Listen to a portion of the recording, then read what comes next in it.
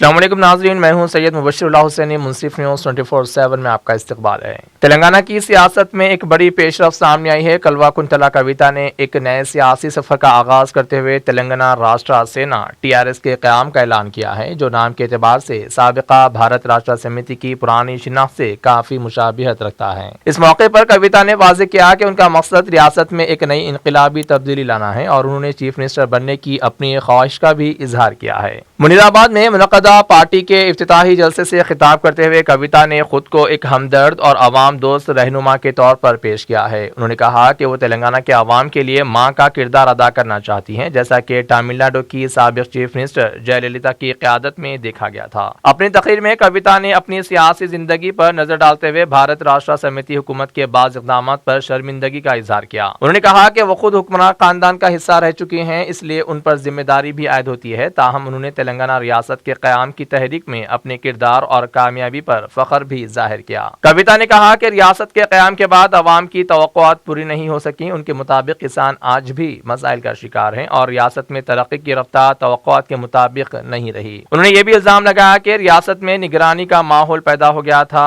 जहां लोग अपने फोन तक ट्रैक होने का खौफ था। अपने वालिद और साबिक चीफ मिनिस्टर के चंद्रशेखर राव पर तनकीद करते हुए कविता ने कहा कि वो वक्त के साथ साथ बदल गए हैं और अवाम से उनका जज्बाती ताल्लुक कमजोर हो चुका है। उन्होंने सवाल उठाया कि क्या इक़्तिदार में आने के बाद वो अवामी मसाइल से दूर हो गए हैं। साथ ही कविता ने मौजूदा चीफ मिनिस्टर रेवंत रेड्डी और कांग्रेस हुकूमत पर भी सख्त तनकीद की। उन्होंने हुकूमत को सख्त और बेरहम करार देते हुए कहा कि अवामी मसाइल को नजरअंदाज किया जा रहा है और कई वाक़यात में इंतजामिया की नाकामी सामने आई है। कविता ने बीजेपी, कांग्रेस और BRS तीनों बड़ी जमातों को तनकीद का निशाना बनाते हुए कहा कि उनकी नई पार्टी एक मुतबादिल सियासी कुव्वत के तौर पर सामने आएगी। उन्होंने दावा किया कि उनकी जमात आइंदा इंतखाबात में कामयाबी हासिल करेगी। अपने मंशूर का ऐलान करते हुए कविता ने 5 अहम वादे किए। उन्होंने कहा कि तालीम को मुकम्मल तौर पर मुफ्त किया जाएगा, चाहे वो इंजीनियरिंग हो या मेडिकल। सेहत के शोबे में भी हर शहरी को मुफ्त इलाज फराहम किया जाएगा। ज़राअत के शोबे में किसानों के लिए खुसूसी सहूलियात और बेहतर बिजली की फराहमी यकीनी बनाई जाएगी। रोजगार के हवाले से उन्होंने ऐलान किया कि इक़्तिदार में आने के पहले साल के अंदर 4 लाख नौकरियां फराहम की जाएंगी, जबकि तेलंगाना तहरीक के कारकुनों के लिए 1 लाख खुसूसी नौकरियां दी जाएंगी।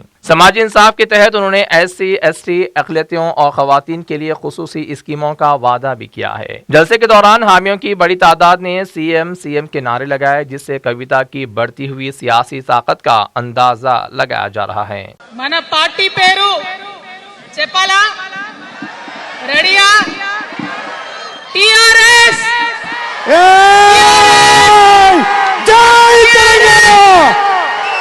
మేము మొత్తం రాష్ట్రంలో పీక్ కట్టలు కట్టం నేషనల్ పార్టీ పెడతామని పోయిన తప్పితే తెలంగాణ ప్రజలను పట్టించుకోలేదు.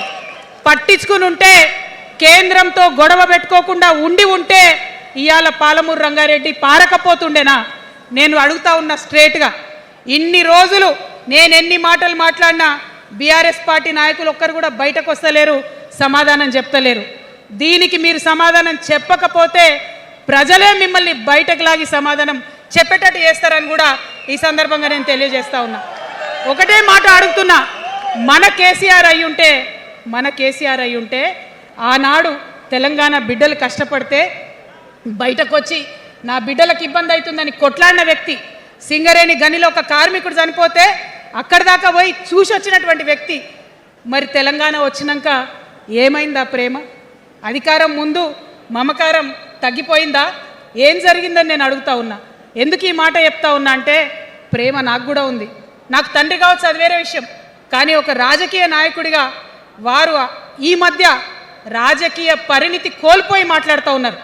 కేటీఆర్ గారు మాట్లాడిందంటే ఓకే అనుకోవచ్చు, ఆయనకు పెద్దగా తెలియదు పాపం. కానీ కేసీఆర్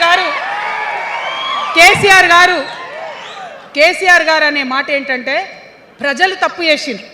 ఓకే, ఒక సెకండ్ నేను ఒప్పుకొని దాన్ని ఒక సెకండ్ అనుకుందాం. ప్రజలు తప్పు చేస్తే నేను ఒక తల్లిగా అడుగుతున్నా, నేను నా కొడుకో మాట చెప్తా, వాడు వినలేదనుకో, కింద పడ్డాడు అనుకో, ఇడిచిపెడతానా? దగ్గర తీసుకొని మంది అనా? ఓకే, ప్రజలు తప్పు చేసిర్రు అనుకోండి, మీకు అధికారం ఇవ్వలేదు అనుకోండి, ఒక కర్కోటకుడి పాలన నడుస్తుంది అలా తెలంగాణలో. ఇబ్బంది పడుతున్నారు ప్రజలు, గోసపడుతున్నారు, ఏడుస్తున్నారు. ఇండ్లు అన్నీ ఉండి ఇండ్లు గూలగొడుతుంటే, అర్ధరాత్రి ఇంటి మీదకి వచ్చి ఇండ్లు గూలగొడుతుంటే ఆదుకోవాల్సిన అమ్మ లాంటి మన పాత కేసీఆర్ ఏడి ఎక్కడున్నాడు ఇది మనం అడగాల్సింది. అందుకోసమే నేను ఈ నిర్ణయం తీసుకున్నది. నన్ను పార్టీలోంచి బయటకేస్తే నేను వెంటనే పార్టీ పెట్టలే. ఆనాడు కూడా చెప్పిన నేను ఆలోచన చేస్తున్నా, మారతారేమో అని చూసిన, పదే వేచి చూసిన. ఇవాళ నన్ను పార్టీలోకి వెళ్ళి సస్పెండ్ చేసి 10 నెలలైంది. నాకు నిజంగా మంచిగానే అయింది. ఎందుకు తెలుసా? ఆనాడు ఉద్యమకారులను ఇబ్బంది పెడుతుంటే నేను ఇంకా గట్టిగా మాట్లాడలేదు. ఆనాడు మీకు జరిగింది, ఇవాళ నాకు జరిగింది. కొత్త ఏం లేదు. కేసీఆర్ కోసం, టీఆర్ఎస్ పార్టీ కోసం, ఆనాడు తెలంగాణ ఉద్యమం కోసం ఇండ్లు అమ్ముకొని, భూములు అమ్ముకొని, ప్రతి ఊర్లో టీఆర్ఎస్ కండువా వేసుకొని పోరాటం చేసినటువంటి కార్యకర్తలు ఎక్కడున్నారు ఇవాళ?